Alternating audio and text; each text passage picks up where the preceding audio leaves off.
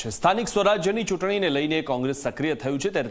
તાલુકા અને જિલ્લા કક્ષાએ ચૂંટણી સમિતિઓની તૈયારીઓ ચાલી રહી છે। ગીર સોમનાથમાં જિલ્લા કોંગ્રેસ પ્રમુખ પુંજા વંશે માહિતી આપી। સ્થાનિક ચૂંટણીમાં 50% ટિકિટ યુવકોને આપવાનો તેમણે નિર્ણય કરવામાં આવ્યો છે અને યુવાનોને તક આપીને કોંગ્રેસ તેમને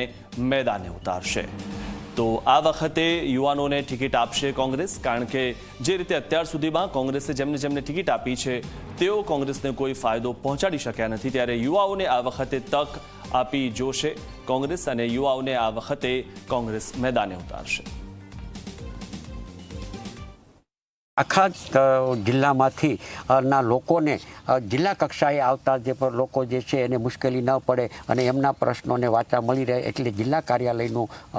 કાયમી માટે એક ઉદ્ઘાટન કરવામાં આવી રહ્યું છે, શુભારંભ કરવામાં આવી રહ્યો છે અને સ્થાનિક સ્વરાજની ચૂંટણી લાગે વળગે છે ત્યાં સુધી ઉમેદવારો પણ અત્યારે બધા સમિતિઓને પણ જાણ કરવામાં આવી છે। તાલુકા ચૂંટણી સમિતિની બેઠકો મળશે, એ બેઠકોની અંદર જે કોઈ ચૂંટણી લડવા માટે ઈચ્છુક છે એ ઈચ્છુક લોકો પણ બહુ સ્પષ્ટ છે કે જે લોકો જીતી શકે